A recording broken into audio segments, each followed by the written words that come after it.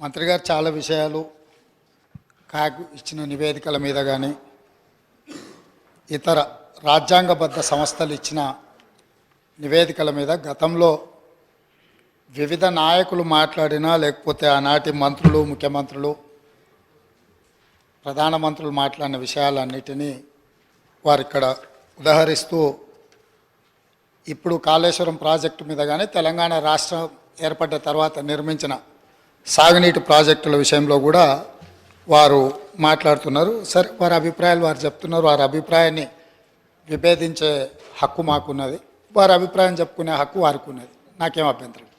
అయితే అధ్యక్ష, తమరి ద్వారా తెలంగాణ సమాజానికి అత్యంత కీలకమైన అంశాన్ని ఇతరులు ఎవరో చెప్పిందో మనము చేపట్టిన చర్యలు లేదా పనుల మీద ఇతరు ఇచ్చే నివేదికను మనము ఆమోదించవచ్చు, తిరస్కరించవచ్చు, భిన్న అభిప్రాయం చెప్పడానికి కూడా అవకాశం ఉంది.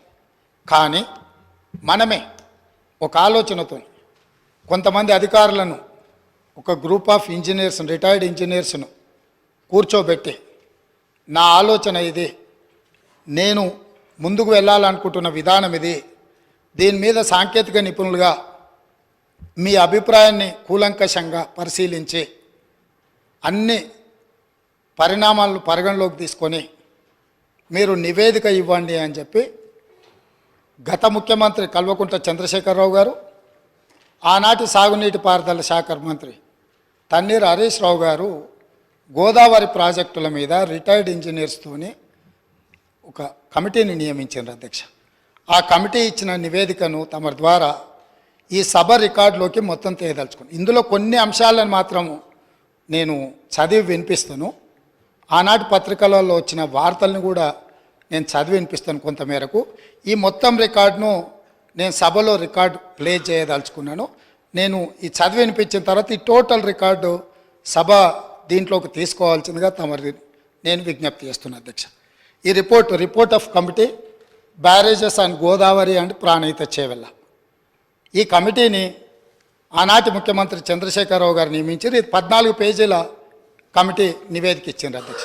ఎవరు అధ్యక్ష ఇందులో ఇంజనీర్లు ముఖ్యమైన వాళ్ళు అంటే B Anantaramulu, B Venkata Ramarao, S Chandramouli, G Damodar Reddy, M Shyamprasad Reddy, 5 మంది ఇంజనీర్లతో ఆనాటి ముఖ్యమంత్రి, సాగునీటి పారుదల శాఖ మంత్రి ప్రాణహిత చేవెళ్ళ ప్రాజెక్టుల మీద తుమ్మిడిహెట్టి దగ్గర కాకుండా ఇతర ప్రాంతాలలో నిర్మించడానికి అవసరమైన రీడిజైనింగ్కు ఇక్కడ పునాది పడ్డది అధ్యక్ష. ఈ పునాది పడ్డ తర్వాత వీళ్ళు పూర్తి స్థాయిలో మొత్తం గోదావరి జలాలకు సంబంధించిన హిస్టరీని మొత్తం ఇందులో పొందుపరిచింది అధ్యక్ష.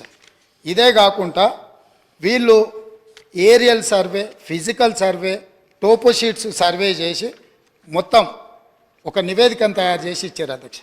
అందులో పేజ్ నెంబర్ 5లో alternate locations for barrage, the members of retired engineers forum have conducted the aerial survey on 24/3/2015 to examine the feasibility of proposed site and feasibility of alternative sites on Pranahita river, etc.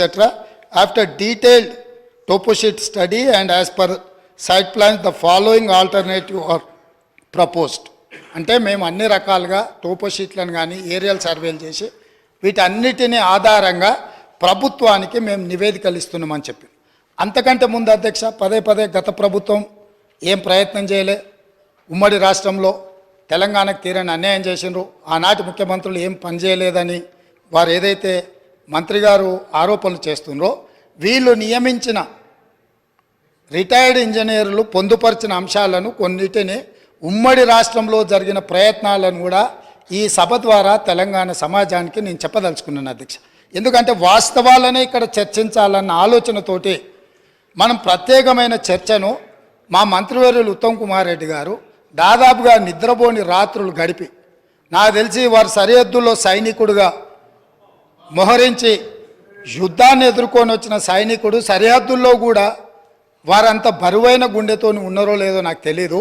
వీటిని వారు రోజుల కొద్దీ ఈ తెలంగాణ ప్రాజెక్టుల మీద జరుగుతున్న పరిణామాల మీద చూసి బరువెక్కిన గుండెతోని కొన్ని వాస్తవాలను ఈ సభ దృష్టికి తీసుకొచ్చే ప్రయత్నం చేస్తే జరిగిన తప్పులను వారు చేసినందుకు తెలంగాణ సమాజానికి క్షమాపణ చెప్పడం ద్వారా మంత్రి గారిని అభినందించి భవిష్యత్తులో ఎట్లా ముందుకెళ్దామని వారు కొన్ని సూచనలు చేస్తుంటే సమాజం వారిని కొంతమేరకైనా వారిని అభినందిస్తుండే.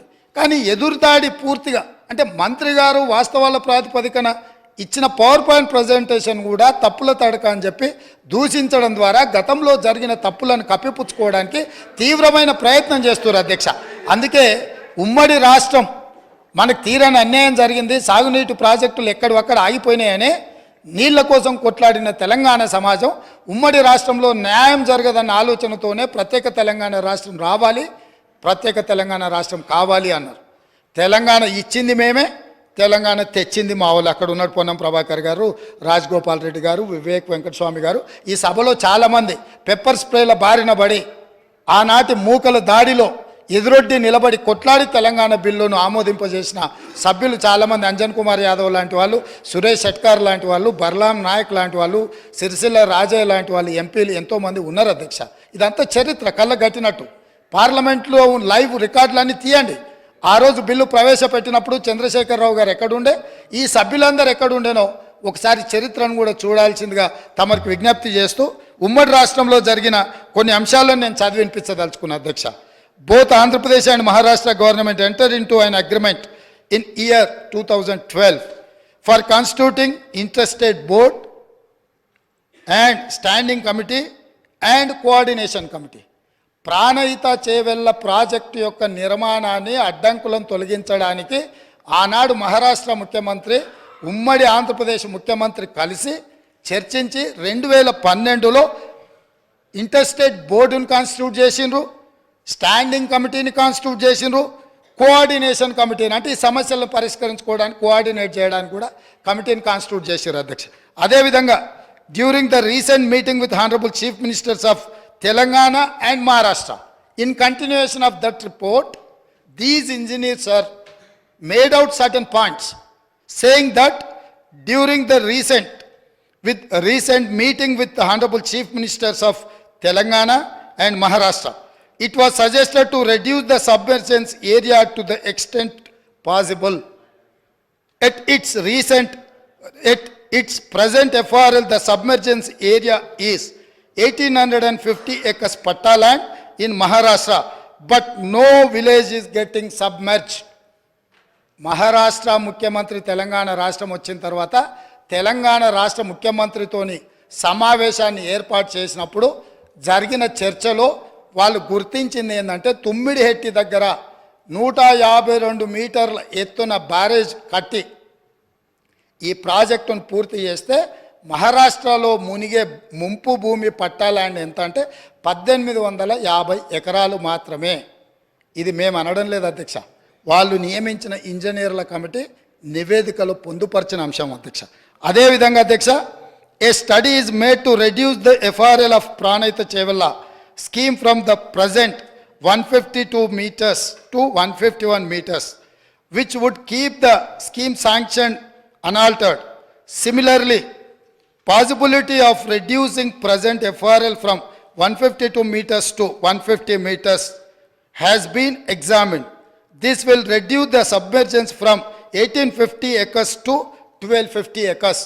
ఒకవేళ 152 మీటర్ల ఎత్తున తొమ్మిడిహెట్టి దగ్గర నిర్మిస్తే 1850 ఎకరాల ముంపు ఏదైతే ఉందో దాన్ని 150 మీటర్ల దగ్గర ప్రాజెక్టు నిర్మిస్తే 1250 ఎకరాలు మాత్రమే మహారాష్ట్రలో ముంపుకు గురవుతుంది. గ్రామాలు మునగడం లేదు, కేవలం పట్టా ల్యాండ్స్ మాత్రమే మునుగుతున్నాయని ఇచ్చారు అధ్యక్ష. అదేవిధంగా Honorable Chief Minister desired to study and alternate locations in main river Godavari river near Medigadda village, Mahadevpur Mandal, Karimnagar district up to Mid-Maner. Accordingly, detailed study on the existing and alternate proposals is made. The report is furnished as under. Medigadda daggara బ్యారేజీలు కట్టాలని పుర్రెలో పురుగు పుట్టిందే ఆనాటి ముఖ్యమంత్రి చంద్రశేఖరరావుకి. నేను మళ్ళొక్కసారి reinstate చేస్తున్న అధ్యక్ష, the Honorable Chief Minister desired to study an alternate location and main river Godavari river near Medigadda village, Mahadevpur Mandal, Karimnagar district. అంటే చంద్రశేఖరరావు గారికే ఏ దేవుడు ఏ రాత్రి కలలోకి వచ్చి మేడిగడ్డ దగ్గర బ్యారేజ్ కట్టమని చెప్పిండో నాకైతే తెలియదు, కానీ వారే గ్రూప్ ఆఫ్ ఇంజనీర్లకి ఇన్స్ట్రక్షన్స్ ఇచ్చిండు అధ్యక్ష. వాళ్ళు దాని మీద కొన్ని ఫైండింగ్స్ ఇచ్చి ఒక నివేదిక ఇచ్చారు అధ్యక్ష. అందులో కూడా కొన్ని విషయాలు నేను మొత్తం వాటి జోలికి పోకుండా కొన్ని మాత్రం కంక్లూజన్స్ అండ్ రికమెండేషన్స్ అంటే దీంట్లో వాళ్ళు కొన్ని రికమెండేషన్స్ను చేసుకుంటూ వచ్చారు అధ్యక్ష. 11వ పేజీలు ఉంది అధ్యక్ష. తర్వాత నివేదిక ఎట్లాగా హరీష్ రావు గారి దగ్గర ఉంటుంది, ఎందుకంటే ఇంకా వాళ్ళందరూ ఉన్నారు. నేను కూడా వారికి మళ్ళీ పంపిస్తాను అధ్యక్ష. తమరికి ఇస్తాను, తమరు అనుమతిస్తే వారికి ఇవ్వండి అధ్యక్ష. ఇందులో it is always better for the government to accept the concept of the existing Pranahita Chevella scheme near Tummidihetti village, Adilabad district, and explore the ways and means to make it feasible.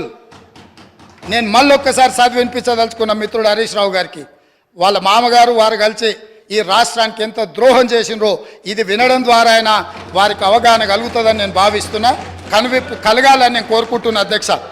It is always better for the government to accept the concept of the existing Pranahita Chevella scheme near Tummidihetti village, Adilabad district, and explore the ways and means to make it feasible. స్పష్టంగా engineers వాళ్ళు నియమించుకున్న ఇంజనీర్లు తుమ్మిడిహెట్టి దగ్గరనే ఈ project నిర్మించడానికి అన్ని రకాల ప్రయత్నాలు చేయండి, మీ శక్తి సామర్థ్యాలను అన్నిటినీ మీ గొప్పతనాలను ఉపయోగించండి అని చెప్పిండ్రు అధ్యక్ష. అదేవిధంగా there is a feasibility of reducing the FRL from 152 meters to 151 meters, i.e. by 1 meter without altering the scope of the scheme.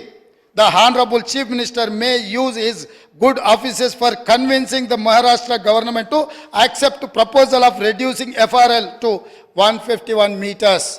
ఏమన్నారంటే చాలా శక్తిశాలి, అసలు ప్రపంచాన్ని అంతా కూడా గజగజలాడించి పులి నోట్ల తలబెట్టి ప్రాణాలనే త్యాగం చేయడానికి గొప్ప అపర భగీరథుడు.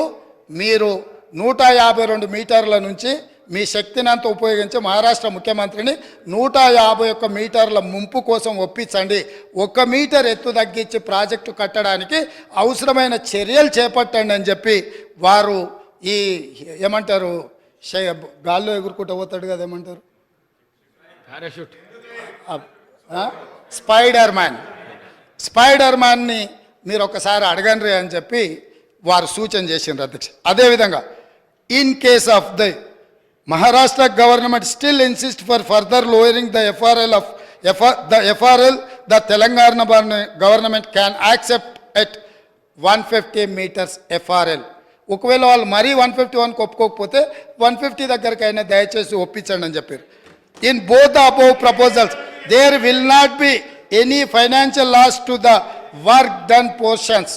మీరు దీన్ని 150 మీటర్ల దగ్గరకైనా తుమ్మిడేటి దగ్గర ప్రాజెక్టు నిర్మిస్తే గతంలో ఖర్చు పెట్టింది కానీ భవిష్యత్తులో ఖర్చులు పెరగడానికి కానీ ఎలాంటి అవకాశం లేదు అని చెప్పి 11వ పేజీలో వాళ్ళు ఇచ్చిన నివేదికలో ఉంది అధ్యక్ష.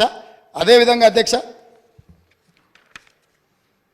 13వ పేజీ అధ్యక్ష, ఫైనల్ రికమెండేషన్స్ అంటే ఇంకా అన్ని ఎగ్జామిన్ చేసినాం, కంక్లూజివ్ రిమార్క్స్ ఇచ్చిండ్రు, తర్వాత ఫైనల్ రికమెండేషన్స్ ఇచ్చిండ్రు అధ్యక్ష 13వ పేజీలో. ఈ ఫైనల్ రికమెండేషన్లో ఏమన్నారో ఈ ఒక్క సెంటెన్స్ చెప్తా, ఈ తర్వాత అయినా మిత్రుడు హరీష్ రావు గారికి కనువిప్పు కలిగి తెలంగాణ సమాజానికి వారు క్షమాపణ చెప్తారు చంద్రశేఖరరావు గారి తరఫున అని నేను భావిస్తున్నా అధ్యక్ష.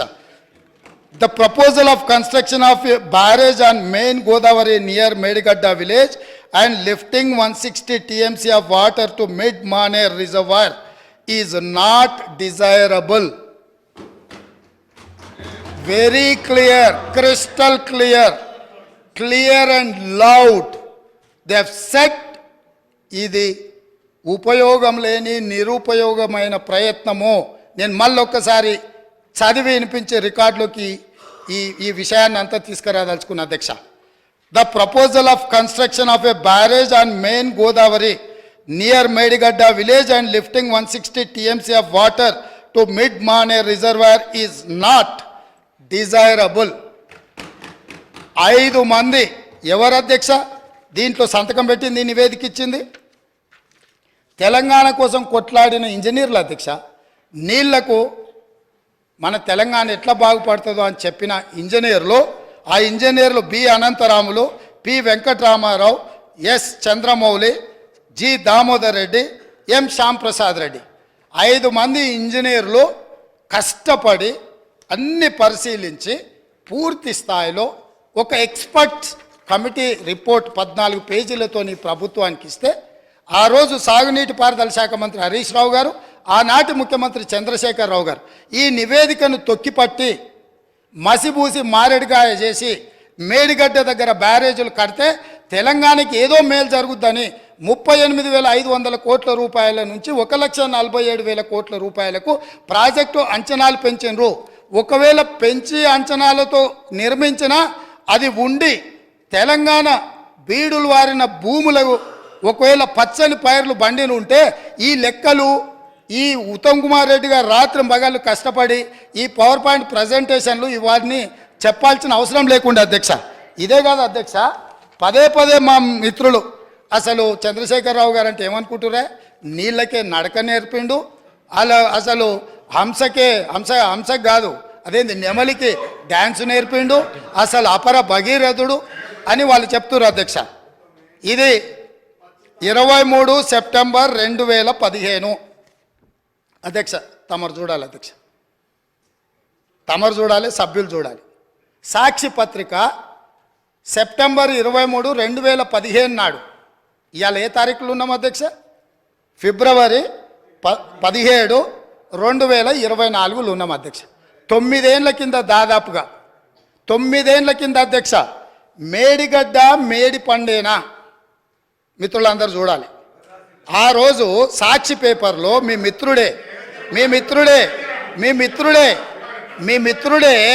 మీ సహచర పంచపక్ష పరమాణాలు మీరు ఏదైతే ప్రగతి భవన్లో పిలిచి భోజనం పెట్టినరో ఆ మిత్రుడి పత్రికల మేడిగడ్డ మేడి పండేనా అని 2015 నాడు ఈ పత్రికలో రాసిన వార్త. దీంట్లో రాసింది నేను కొంచెం చదివి వినిపిస్తా అధ్యక్ష, ఎందుకంటే తెలుగులో ఉంది. కాళేశ్వరం దిగువ నుంచి నీటి మళ్లింపు ఆర్థిక భారం అంటున్న నిపుణులు. ప్రభుత్వ ప్రణాళిక ప్రకారం ఎల్లంపల్లి వరకు వచ్చే ఖర్చులు 14,000 కోట్లు. దీంట్లో అధ్యక్ష నేను నివేదికలు చదువుతున్నా అధ్యక్ష. ప్రస్తుతం ప్రతిపాదిస్తున్నట్టుగా కాళేశ్వరం దిగువన మేడిగడ్డ నుంచి నీటిని మళ్లించే ప్రక్రియ పర్యావరణ పరంగా, ఆర్థికంగా, నిర్వహణ పరంగా ఏమాత్రం మంచిది కాదని ఇన్స్టిట్యూట్ ఆఫ్ ఇంజనీర్స్ తేల్చి చెబుతుండడము ఇప్పుడు కొత్త చర్చకు తెరలేపింది. అదేవిధంగా అధ్యక్ష ఇంకో పదం కూడా చెప్పారు, ప్రభుత్వ దూరదృష్టి అవగాహన లోపాల కారణంగా ఈ ప్రాజెక్టు అబాసుపాలు కాకుండా ఉండాలంటే ప్రత్యామ్నాయ మార్గాలపై అధ్యయనం చేయాలన్న వాదన వినిపిస్తుంది. ఇది ఈరోజు ఉత్తమ్ కుమార్ రెడ్డి గారు చేసిన ఆరోపణ కాదు అధ్యక్ష. ఈరోజు మునిగిపోయిన మేడిగడ్డ, పగిలిపోయిన అన్నారము, కుప్పగూలిన సుందీళ్లను చూసి మాట్లాడి రాసింది కాదు అధ్యక్ష. ఆ రోజు సాంకేతిక నిపుణులు ఇచ్చిన నివేదిక ఆధారంగా ఆ రోజు మీడియా మిత్రులు తెలంగాణ మేలు కోరి ఈ వాస్తవాలన్నిటిని ఆ రోజే చెప్పిండ్రు అధ్యక్ష. వీటన్నిటిని పెడచెవిన పెట్టి దాచుకోవాలన్న ఆలోచనతోని తెలంగాణ ఖజానాను కొల్లగొట్టాలన్న ఆలోచనతోటి ఈరోజు ఇంత దుర్మార్గానికి ఒడిగట్టి ఈరోజు ఈ రకంగా ఇక్కడికి వచ్చి మా వెంకన్న మాట్లాడితే వెంకన్న మీద దాడి, మా భట్టి గారు మాట్లాడితే వారి మీద దాడి, మంత్రి గారిని అసలు సహించలేకపోతున్నాడు. ఎందుకు అధ్యక్ష? నేను ఒకటే అడుగుతున్నా అధ్యక్ష, ఈ కాళేశ్వరం ప్రాజెక్ట్ అనేది తెలంగాణకు వరప్రదాయిని కాదు అధ్యక్ష, వీళ్ళ పుణ్యమా అని కాళేశ్వరం ప్రాజెక్టు తెలంగాణ సమాజానికి ఒక కలంకంగా మారింది అధ్యక్ష. ఇవాళ ఈ కలంకాన్ని నిలువెత్తు ఆధారాలు అక్కడ ఉంటే పక్కున పగిలిపోయి రెండుగా చీలిపోయి నేలకు కుంగిపోయి నిటారుగాడపోయి నిలబడితే సిగ్గుతో తెలంగాణ సమాజం తల వంచుకొని పరిస్థితులు కల్పించిన వాళ్ళు ఇంకా నిస్సిగ్గుగా సభలో నిలబడి మమ్మల్ని ప్రశ్నిస్తారా అధ్యక్ష? ఆనాడు జరిగిన తప్పిదాలను సరిదిద్దడానికి ఉమ్మడి రాష్ట్రంలో సమైక్య పాలనలో తీసుకుంటున్న నిర్ణయాలు తెలంగాణ సమాజానికి మేలు చేకూర్చడం లేదు అనే ఎన్నో ఒడిదుడుకులను ఎదుర్కొని 4 కోట్ల తెలంగాణ ప్రజలకు 60 సంవత్సరాల ఆకాంక్షను అమలు చేయడానికి శ్రీమతి సోనియా గాంధీ గారు తెలంగాణ రాష్ట్రం ఇచ్చింది అధ్యక్ష. అట్లా ఇచ్చిన తెలంగాణను వీళ్ళని నమ్మి వీళ్ళ చేతిలో పెడితే 10 సంవత్సరాల దివాలా తీయించి కొల్లగొట్టి ప్రాజెక్టులు పక్కున బలిగిపోతుంటే దాని మీద క్షమాపణ చెప్పకుండా ఇంకా ఎదురుదాడేంది అధ్యక్ష? ఏంది ఇదా అధ్యక్ష పద్ధతి? ఈ నివేదికను కాదంటాడా? ఈ నివేదిక వాళ్ళు అధికారులను వాళ్ళు నియమించలేదంటాడా? లేకపోతే ఈ నివేదిక సంబంధం లేదంటాడా అని నేను అడుగుతున్నా అధ్యక్ష. ఇవాళ మాజీ మంత్రి హరీష్ రావు గారిని నేను నిలదీస్తున్నా. మీరు బాధ్యులు, మీరు ఈ దుర్మార్గాలకు పాల్పడ్డది మీరు. మిమ్మల్ని ఎందుకు 2014 నుంచి 18 వరకు మిమ్మల్ని చంద్రశేఖరరావు గారు మంత్రిగా కొనసాగించి 18లో ఎందుకు మిమ్మల్ని మంత్రిగా బర్తరఫ్ చేసిండని నేను అడుగుతున్నా. మీరు ఈ దోపిడీలో ఆ తర్వాత వచ్చిన చంద్రశేఖరరావు ఈ శాఖకు మంత్రి, ఈ పాపాలకంతా వాళ్ళిద్దరు కారణం కాదా అధ్యక్ష? వీళ్ళిద్దరు కలిసి ఈ రకంగా తెలంగాణను మొత్తం చెదలు పట్టించారు అధ్యక్ష. తెలంగాణను మొత్తం దోపిడీ. ఇట్లాంటి పరిస్థితుల్లో ఇంకా కూడా ఈ రకమైన మొండి వాదనలు తొండి వాదనలు వద్దు హరీష్ రావు గారు. జరిగిన తప్పులు సరే, విజిలెన్స్ అండ్ ఎన్ఫోర్స్మెంట్ నివేదికిస్తే వాళ్ళని తిడుతుంది, కాగ్ నివేదికిస్తే వాళ్ళను ఆరోపణ చేస్తుంది, వాస్తవాలను చెప్తే మా మీద దాడి చేస్తుంది. మరి మీరు నియమించుకున్న అధికారులు ఇచ్చిన నివేదికని ఇది కూడా తప్పుడు నివేదికనే అధ్యక్ష? ఇది కూడా తప్పుడు నివేదికనే అంటాడా? అంటే ఎటు పోతున్నాం అధ్యక్ష? మనము ఎక్కడికి వెళ్తున్నాము? ఏం చర్చ జరుగుతుంది అధ్యక్ష? నేను వాస్తవంగా ఏం మాట్లాడుతూ మా మంత్రి గారు, మా ఉప ముఖ్యమంత్రి గారు మాట్లాడతారు, చూద్దాము మిత్రుడు ఏమేమి చెప్తాడు. ఎందుకంటే 10 ఏళ్ళ అనుభవంలో ఏమైనా మెరుగైండేమో, ఏమైనా మారిండేమో అనుకున్న. గతంలో నాకు బాగానే పరిచయమో, కానీ ఇంకా అంతకంటే దిగజారిపోయి 4 సార్లు ప్రాజెక్టుకు శిలాపలకాలు వేసిండ్రంటారు. మంచిదే, ఫస్ట్ ప్రాణహితనే ఉండే, చేవెళ్ళ చెల్లమ్మ అడిగితే చేవెళ్ళ దగ్గరకు వచ్చింది. శిలాపలకం వేయొద్దా? ఇవాళ వారి పక్కనే ఉంది కదా చేవెళ్ళ చెల్లమ్మ. ఎందుకు ఆ అక్క కూడా చెప్తలేదు హరీష్ నువ్వు మాట్లాడేది తప్పని? చేవెళ్ళ ప్రాజెక్ట్ ఆగిపోతే అక్కతో పాటు మేము కూడా ధర్నాకు పోయి లోపలికి దిగినాం కదా. వీళ్ళు వచ్చినాక దుర్మార్గం జరిగింది, చంద్రశేఖరరావు ముఖ్యమంత్రి అయినాక దుర్మార్గం జరిగింది. మెదక్ జిల్లాకే పరిమితం చేసుకున్నాడు, రంగారెడ్డి జిల్లాను ఎండబెట్టిండు, చేవెళ్ళ వికారాబాద్ పరిగి తాండూరు వరకు ఇవ్వాల్సిన గోదావరి జలాలను చంద్రశేఖరరావు దిగమింగిండు, మల్లన్న సాగర్కి ఆపేసిండని అక్క ధర్నా చేయలే? తమరు కూడా వచ్చింది కదా అధ్యక్ష. ఇవాళ ఎదురుగ్గా కూర్చొని పచ్చి అబద్ధాలు మాట్లాడుతుంటే మా అక్క మా జిల్లా కోసం మాట్లాడతలేదంటే నాకు ఆశ్చర్యం అనిపిస్తుంది. సబ్జెక్టే ఇది. ఆనాడు దీక్షలు చేసి ధర్నాలు చేసి ఆనాడు రాజశేఖర రెడ్డి గారిని ఒప్పించి మెప్పించి చేవెళ్లలో శిలాపలకం వేసి ప్రారంభోత్సవాలు చేసి 100 కోట్ల రూపాయల పనులు చేసి ఆ పనులను అర్ధాంతరంగా వదిలేస్తే దీక్షలు ధర్నాలు చేసిన శ్రీమతి సబితా ఇంద్రారెడ్డి గారు ఈరోజు మౌనంగా హరీష్ రావు గారిని సమర్థిస్తున్నారు. అంటే ఇది తెలంగాణ సమాజానికి మంచిదా అని తమరి ద్వారా నేను అడుగుతున్నా అధ్యక్ష. నేను ఆ ప్రాంతం నుంచి వచ్చినాం అధ్యక్ష, వాళ్ళు ఎన్నుకుంటూ వచ్చినాం, మనకు బాధ్యత లేదా అధ్యక్ష? సరిదిద్దాల్సిన బాధ్యత మన మీద లేదా? ఎదురుగా ఉండి 6 అడుగులు నిలబడి ఆయన అబద్ధాలు చెప్తుంటే అక్క ఒక్క మాట కూడా తమ్మి ఇది తప్పు అని అనకపోతే ఎట్లా? అక్క బాధ్యత ఏంది? అక్క బాధ్యత ఏంది? తమ్ముళ్ళు తప్పు చేస్తే చెప్పాలి, తమ్ముళ్ళు తప్పు మాట్లాడితే సరిదిద్దాలి. కానీ ఆ పని చేయరు. ఎందుకు అని అంటే రంగారెడ్డి జిల్లా ఎండిపోయినా సరే, మన ప్రాంతం పడావు పడ్డా సరే, ఇది అధ్యక్ష ఆ స్కూల్ ట్రైనింగ్ అట్లాంటిది. నేనేం తప్పు పడతలేను. ఆ బడిలో చేరంగానే సిలబస్ అట్లా తయారవుతుంది. పెద్దలు మా శ్రీహరి గారు కూడా పాపం మంచోడు, విషయం అవగాహన ఉన్నాడు. కానీ ఆ స్కూల్లో చేరంగానే శ్రీహరి గారు కూడా పాపం ఒత్తిడికి లోనయ్యి వాళ్ళు ఏం చెప్తే అది చెప్పే పరిస్థితి వచ్చింది అధ్యక్ష. అందుకే అధ్యక్ష ఈ చర్చల కంటే కూడా నేను ఒక్కటే మాట అడుగుతున్న మిత్రుడు హరీష్ను, ఆయన ఏం చెప్పదలుచుకున్నా ఏమన్నా చెప్పని జరిగిన తప్పులకు క్షమాపణ చెప్పి ఇప్పుడు ఏదైతే సిట్టింగ్ జడ్జో లేకపోతే రిటైర్డ్ జడ్జో విచారణకు వచ్చినప్పుడు వాళ్ళ దగ్గరికి వెళ్ళి కన్ఫెషన్ స్టేట్మెంట్ ఇచ్చి ఎవరి ఒత్తిడి వల్ల వారి రకంగా ఈ తప్పిదాలకు సంతకాలు పెట్టిండో మంత్రిగా ఉన్నప్పుడు కన్ఫెషన్ స్టేట్మెంట్ ఇచ్చి ఒప్పుకుంటే భవిష్యత్తులో దీన్ని ఎట్లా బాగు చేయాలనో దాని మీద ఆలోచన చేద్దామని తమ ద్వారా వారికి విజ్ఞప్తి చేస్తున్నా అధ్యక్ష.